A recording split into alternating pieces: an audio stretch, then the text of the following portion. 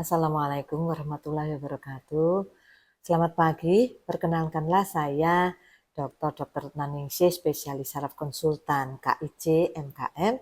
Saya adalah staf pengajar SP1 PPDS Neurologi Fakultas Kedokteran Universitas Diponegoro. Mata kuliah yang saya ampu adalah neurointensif. Hari ini saya akan memberikan kuliah tentang gangguan penurunan kesadaran. Tujuan pembelajaran pada kuliah kali ini diharapkan PPDS mampu yang pertama menyimpulkan ciri-ciri tentang bagaimana kegawatan pada pasien kritis dan menyimpulkan juga tentang mati batang otak dan beberapa diagnosis banding dari mati batang otak. Kemudian yang ketiga, bagaimana kita memberikan pemeriksaan secara klinis maupun pemeriksaan penunjang laboratoris maupun imaging.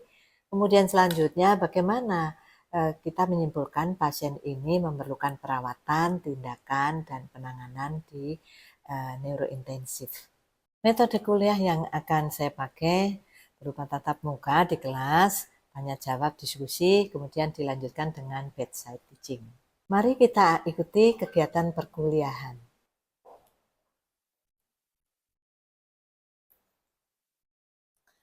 Selamat pagi adik-adik sekalian. Ya, kita mulai ya perkuliahan ini. Pagi ini kita akan mempelajari tentang bagaimana gangguan kesadaran dan pemeriksaan maupun manajemennya. Nanti kita akan berusaha interaktif ya, apa yang saya terangkan kalau belum jelas langsung aja boleh tunjuk tangan, kemudian pertanyaan-pertanyaan yang pada ini perkuliahan ini bisa langsung ditanyakan ya, tidak menunggu sampai selesai. Itu setuju ya? Ya, nih kita mulai saja pagi hari ini. Ya, tujuan pembelajaran kita hari ini untuk mengetahui definisi dan anatomi tentang kesadaran, kemudian bagaimana jenis-jenis penurunan kesadaran itu, kemudian juga bagaimana kita melakukan pemeriksaan klinis, kita nanti akan praktek langsung juga ya, dan juga mengetahui pendekatan diagnosis maupun penanganannya. Ya, kita mulai aja langsung.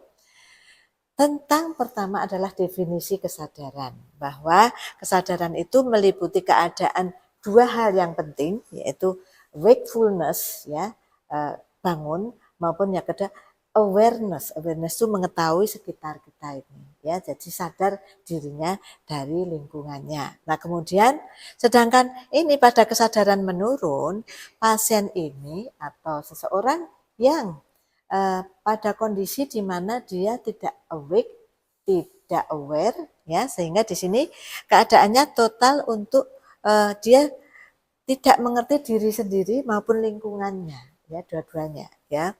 Jadi kita akan lihat secara klinis ini nanti pada pemeriksaan di bedside ya.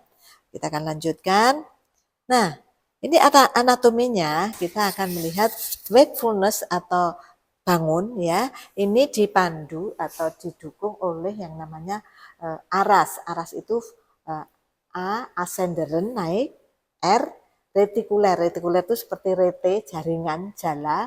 Kemudian ini A lagi ascenderen tadi, kemudian S ya, sistem ya, awareness system. Jadi satu sistem di mana retikuler itu bisa memacu ya, activating, memacu, kemudian dia memberikan dampak pada kortikal, dan kemudian kortikal bisa menjadi aware. Itu kita sebut sebagai aras ya. Sedangkan awareness sendiri itu satu korteks cerebri kita semuanya ini ya, di mana dia punya sifat untuk aware. Siapa yang aware itu? Semua indera kita, mata, telinga, kemudian pengecapan ya, itu bisa aware. Aware itu mengerti lingkungannya, bisa merespon ya, kemudian juga bisa memberikan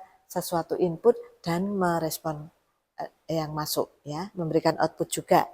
Ini kita lihat sebagai awareness. Nah, Nah, kita akan lanjutkan. Sekarang gangguan kesadaran. Kita mulai. Kita bentuk ini seperti ini ya. Di mana ini cerebrum dan ini tadi batang otaknya yang ada arasnya tadi ya. Nah, kita mulai dengan satu bentuk komatus, vegetative state, dan minimal consciousness. Kesadaran yang paling minimal. Kita lihat. Komatus ini hampir semua dari awareness-nya terganggu. Sehingga dia tidak bisa memberikan output apapun dan juga tidak bisa menerima input dari luar lingkungannya. Sedangkan ini vegetatif ini ya, nanti kita lihat ya, dia bangun yang minimal, semua vegetatif ya, hanya ada kalau ada rangsangan dia masih bisa menerima tapi tidak bisa mengemukakan, hanya vegetatif saja. Nah, sedangkan ini minimal ya, ini sebetulnya kesadarannya masih ada tapi sudah pada taraf terendah ya. Kapan itu? Bila kalau kita ukur dengan Glasgow Coma Scale, nanti ukuran kuantitatifnya pakai Glasgow Coma Scale itu 8 ke bawah ya. Koma dikatakan bila sudah 8 kemudian ke bawah makin lama. Nah, ini di taraf yang paling dasar ya. Nah, kita ulang lagi tentang koma. Koma itu siapa? Pasien yang reflektoris mata tertutup, refleks terbatas, tidak ada siklus bangun tidurnya, semuanya plain. Nah, kemudian kita lihat, kita bandingkan dengan normal itu letaknya di sini. Ini ada kesadaran yang sangat minimal. Etiologinya bisa dari seluruh kortek ini atau juga dengan arasnya. Ya, yuk kita lanjutkan lagi. Ini yang vegetatif ya. Jadi masih ada refleks ya, tapi tidak ada keterjagaan, tidak ada awareness sehingga dia bisa tetap permanen seperti itu. Di pengalaman kita sehari-hari di klinis ada pasien yang vegetatif state ini sampai 1 bulan, 3 bulan ya. Itu kita bahkan di traumatik kita mengenal ya akibat operatif kemarin satu kasus bisa sampai 2 tahun ya dalam kondisi yang vegetatif ini ya. Ini minimal consciousness ya, sama mirip ya, tapi tidak ada kemampuan sama sekali untuk ini. Jadi dia mungkin masih punya terhadap rangsang-rangsang itu masih punya, terhadap stimuli itu masih punya, tapi sudah tidak merespon ya. Nah, ini lock-in syndrome. Bedakan semua. Lock-in syndrome ini yang terkunci motorik dari pusat motoriknya di batang otak ya. Kesadarannya masih apa? Masih penuh. Kortikalnya masih aware. Tapi karena dia motoriknya tidak bisa, maka semua yang melibatkan motorik tidak mampu dia. Dia hanya bisa membuka matanya, masih mendengar, masih melihat, tapi tidak bisa mengemukakan ya. Pada kondisi seperti itu dia masih apa? Masih bisa sebetulnya diajak komunikasi ya. Sekarang ini ada satu alat yang bisa memperlihatkan komunikasi dia ya. Misalnya dengan Morse misalnya atau misalnya dengan apa saja alatnya, nanti dia akan melihat satu ketukan berarti setuju atau tidak setuju ya. Jadi orang-orang lock-in syndrome ini masih hidup, masih punya ide, masih punya apapun, tapi tidak bisa bergerak sama sekali. Ini kan sudah dijelaskan ini. Ya. Nah, sama dengan pupil ya. Pupil ini sama, kita akan lihat ada yang ini anisokor, tanda herniasi ke sebelah, kortikal sebelah. Ada yang isokor tapi fix ya. Fix itu jadi dia tidak reaksinya lambat. Nah, kemudian ada yang sudah mulai midriasis. Midriasisnya itu sesuai dengan herniasinya, akhirnya midriasis yang maksimal. Ya, itu tandanya sudah tidak respon lagi saraf tiganya ya. Nah, kemudian ini refleks okuler, nanti kita akan berikan praktek ya, kita berikan ini satu suntikan dari cairan hangat dan dingin, kita bandingkan, dan dia kalau masih ada reaksi akan terjadi reaksi dari bola matanya 3, 4, 6 sarafnya ya. respon motorik lain lagi. Kita akan lihat itu sebagai ending dari, kalau masih bergerak-bergerak itu tandanya ini fungsi motoriknya masih oke ya. Sehingga sebetulnya pasien itu yang gelisah, gaduh gelisah itu jangan serta-merta kita turunkan ya. Apa dulu penyebabnya? Pada kondisi ini kita akan lihat pasien itu tinggal refleksnya saja angkat atau posisi yang ini deserebrasi. Serebralnya sudah damage. Itu hanya akan seperti ya karena tarikan dari reflektoris ini sistem piramidalnya. Nah, pada waktu yang terakhir dia akan deserebrasi, ya serebrasi karena serebral dan ini batang otaknya sudah mulai tidak berfungsi. Ya. Kita akan lanjutkan dengan ilustrasi kasus ya. Ini seorang dia datang ke IGD karena kecelakaan, tensinya sekian, masuk hipertensi ya, dan nanti dirangsang nyeri masih bisa. Nah, ada luka-lukanya. Kita akan lihat. Nah, sekarang coba dari semuanya punya pendapat masing-masing ya. Apa ini komanya? Adakah koma non trauma atau trauma? Ya. Kemudian tanda lateralisasinya tadi apa saja? Coba kita lihat. Kemudian apa lagi? Ini masuk kalau yang non trauma metabolik yang paling sering apa? Silakan. Coba siapa yang mau jawab? Ya, silakan, boleh. Ya, izin dokter, izin menjawab untuk asesmennya untuk koma non trauma mungkin menurut saya bukan koma non trauma dokter, namun koma trauma dikarenakan dari anamnesis kita melihat bahwa pasien post dari trauma, post kecelakaan, lalu untuk vokal maupun tanda lateralisasi tadi kita tidak dapatkan dokter. Yang saya lihat di kasus juga ada namanya tanda pupil anisokor dokter dari matanya. Itu yang pupil kanan 6 mm, yang kiri 3 mm, dokter. Mungkin. Ya, terima kasih ya. Itu jawaban yang bagus ya. Jadi urut ya, kita urutkan apakah ini trauma, non trauma. Kita harus explore. Dia ada riwayat ini atau bau nafasnya ya, alkoholik atau apa. Jadi apakah dia tidak sadar dulu baru jatuh atau memang karena jatuh murni? Ya, itu harus kita explore. Nah, kemudian mengenai tadi respon dari lateralisasi, betul. Isokor anisokor itu tanda lateralisasi yang minimal ya. Kita harus perhatikan ya, tidak harus hemiparesis, tidak harus merot sesisi, bukan. Kita akan lihat pupilnya saja sudah menandakan satu tanda lateralisasi. Ya, kita mengenal koma traumatik dan non traumatik tadi ya. Traumatik kita sudah jelaskan. Sedangkan yang non traumatik ini bisa yang ada lateralisasinya juga, ada yang diffuse ya. Nah, ini kalau diffuse itu siapa?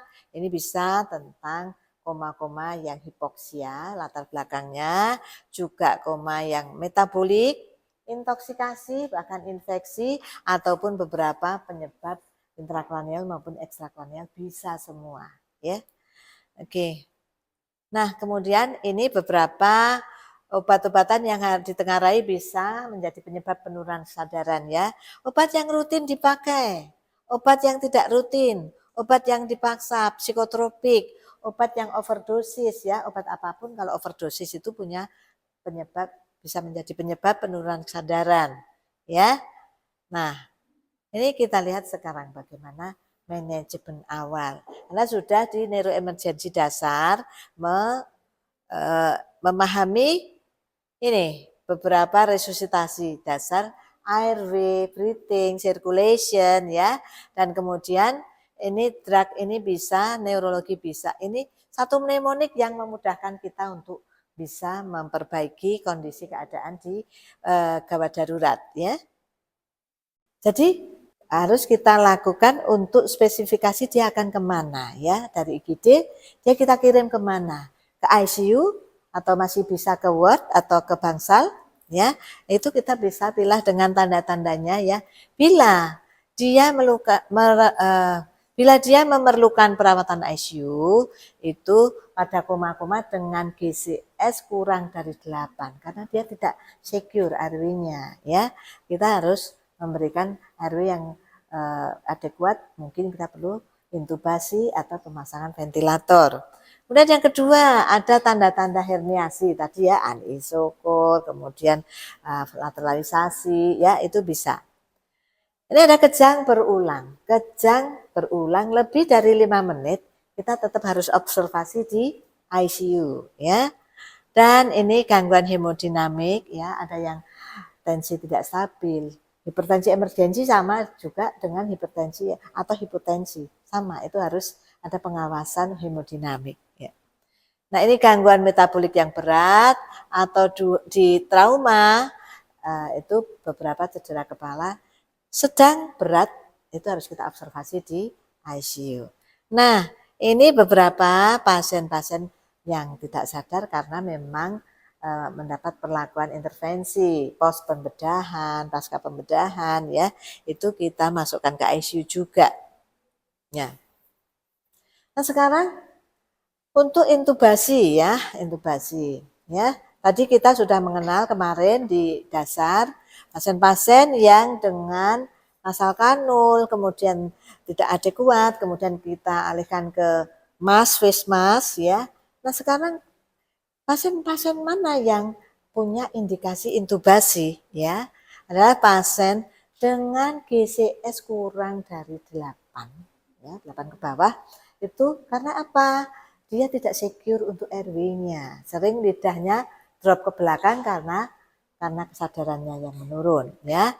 Ada lagi tanda-tanda distress pernafasan ya. Respiratory failure itu ada yang ada jenis yang pertama adalah gangguan oksigenasi ya. Nanti kita lihat dari saturasi oksigennya. Yang kedua adalah tanda dari gawatan yang karena ventilasinya ya. Kadang ada penumpukan atau retensi sputum ya, CO2-nya tinggi atau terlalu rendah, hiperventilasi ya. Maka kita lihat dia tidak mampu melindungi jalan nafasnya atau koma metabolik atau tadi aspirasi. Kemudian juga kebutuhan ventilator mekanik ini ya, dan tanda-tanda peningkatan T3 dari intrakranial. Itu untuk neurologi kita harus sangat paham siapa-siapa yang memerlukan intubasi. Nah, maka secara keseluruhan dari perkuliahan ini kita akan lihat tadi bagaimana anatomis dan fisiologi dari kesadaran ya, kita sudah memahami. Kemudian jenis dari semua koma tadi mulai dari dan diagnosis bandingnya, kemudian juga penyebab kesadaran struktural maupun tadi traumatik, juga bagaimana cara mendiagnosis maupun akhirnya kita manajemen awal di IGD maupun siapa yang akan kita bawa ke ICU maupun siapa yang kita bawa ke bangsal biasa.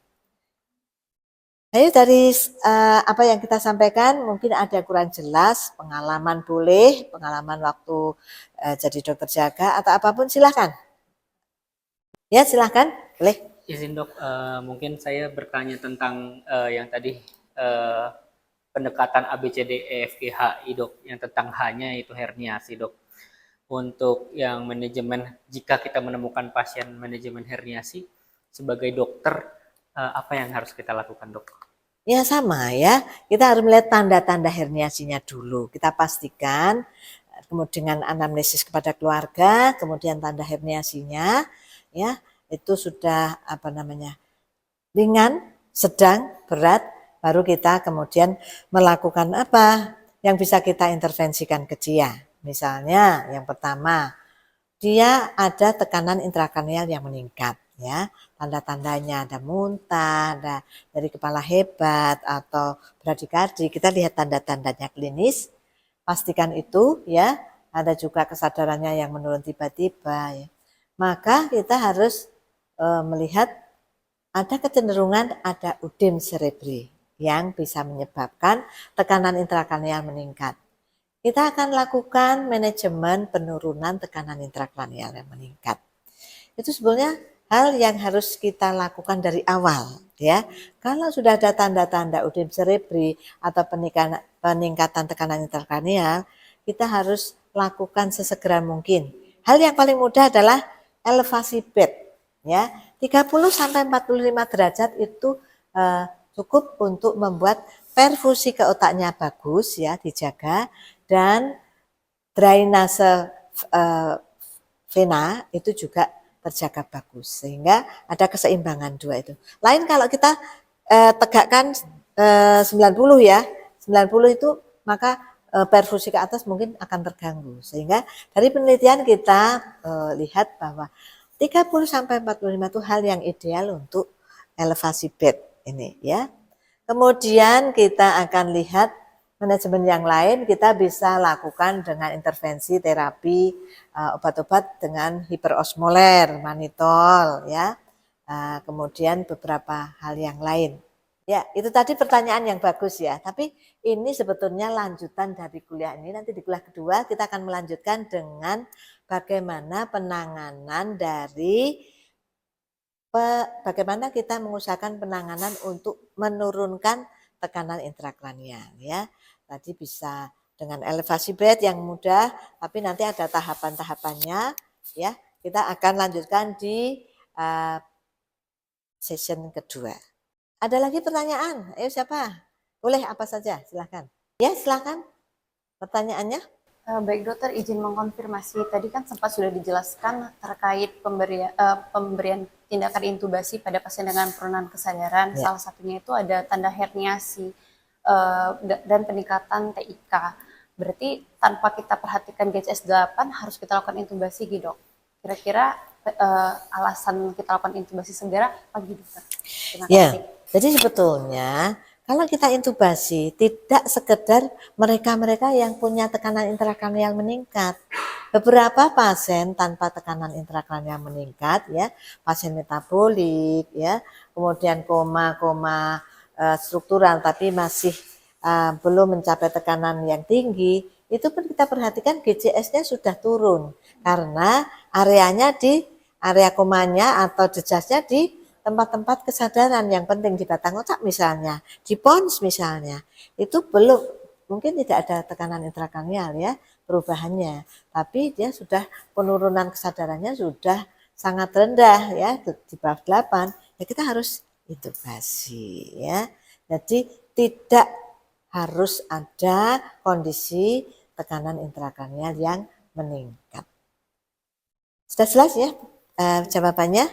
Ya. Oke, kalau tidak ada pertanyaan lagi, kita lanjutkan dengan skill station ya. Kita akan melakukan cara-cara awal di emergensi, bagaimana sih kita menghadapi pasien yang gawat, apa saja untuk oksigenasi terutama ya. Kali ini kita akan melakukan airway breathing ya, oksigenasi, kemudian juga intubasi. Ayo kita lakukan di tempat praktikum.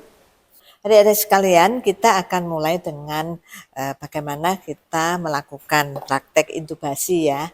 Kita harus siapkan alat-alatnya dulu, terutama APD ini ya. Kita perlukan karena nanti pasien kita ada yang apa ya, dari trauma, dari muntah dan sebagainya. Kita siapkan yang pertama ya. Yang pertama kita akan siapkan alat kita ini, stetoskop ya.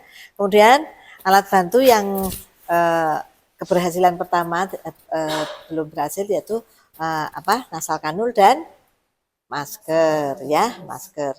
Nah, ini sekarang alat, kalau dengan dua alat itu sudah tidak mampu, tidak ada kuat oksigenasinya, maka kita akan intubasi. Persyaratannya tadi sudah ada ya. Apa tadi? Ya, apalagi? Ya, boleh. Apalagi? Ya, oke ya. Maka itu kita siapkan alatnya. Stetoskop, kemudian ini nanti maskernya ya. Masker untuk bagging pertama. Nah, kemudian kita ini alat intubasinya. Sebelumnya kita akan lihat ya. Ini alat intubasinya, ini mandrinnya ya atau stilet ya. Nanti kita akan lihat ini agar dia tidak mudah dan kita bisa lakukan untuk sesuai alur dari lehernya ya, angulasi lehernya. Ini alat ini laringoskop kita ya, ini sesuai ukuran terutama ya. Ini yang untuk kalau dewasa kira-kira yang sekian ini ya. Kita akan coba dulu ini. Nah, siapa yang akan coba untuk masang dan ini silahkan ya. Dipasang dilepas pakai skru dulu silahkan. Ya, sambil melanjutkan dia ini, kita akan lanjutkan. Ini yang pertama opa kita pasang agar memudahkan pada saat mau intubasi. Kita beri insuflasi oksigen dulu nanti. Ya, ini maskernya, kemudian kita pasangkan nanti ya. Kita pasangkan ke pasien untuk memberikan insuflasi oksigen sebelum kita intubasi. Ya, praktekkan. Nah, ada yang mau praktek silahkan untuk pasang ini. Ya, oke. Nanti kalau mau praktek aja ini bisa lagi ya. Ya, sambil cek semuanya ya. Oke. Kalau sudah kita cek dan kita cek semuanya jelly, maka nanti akan ada jelly ya. Jelinya belum ada ya. Nah, silakan mari kita akan praktekkan untuk ini dulu ya.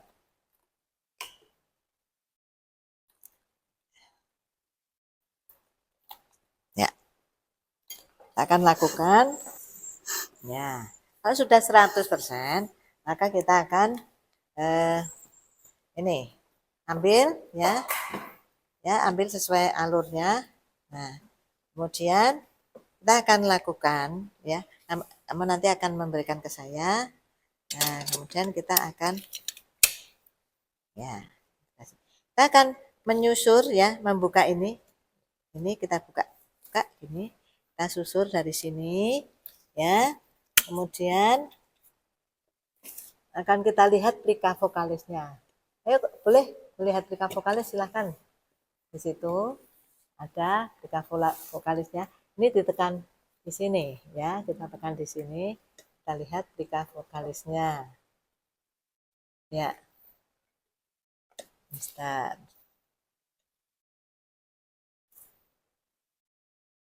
Kebanyakan. Ya, itu yang putih 2 itu plika vokalis ya. Lalu kita masukkan. Itu selesai. Kita masukkan. Pertama kita lakukan oksigenasi. Kita lihat monitor. Kita lakukan oksigenasi hingga 100%. Kemudian sudah 100%. Kita lepas. Masuk dong. Kemudian kita ambil mandrinnya, tostilet, kembangkan cuffnya, balonnya. Setelah dikembangkan, kita pastikan ya stetoskopnya di ini. Orofaringal itu terpasang dengan tepat. Ini tapi harus anu ya. Harus difiksasi. Ya, boleh.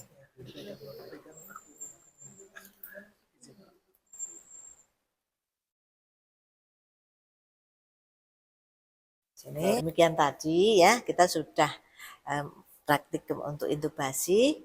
Nanti kita akan lanjutkan dengan lebih advance lagi bagaimana kita setting untuk ventilator pada pasien-pasien neurologi ya. Mudah-mudahan hari ini bermanfaat yang kita praktekkan dan kita sampai ketemu pada session kuliah berikutnya. Ya, selamat pagi. Terima kasih.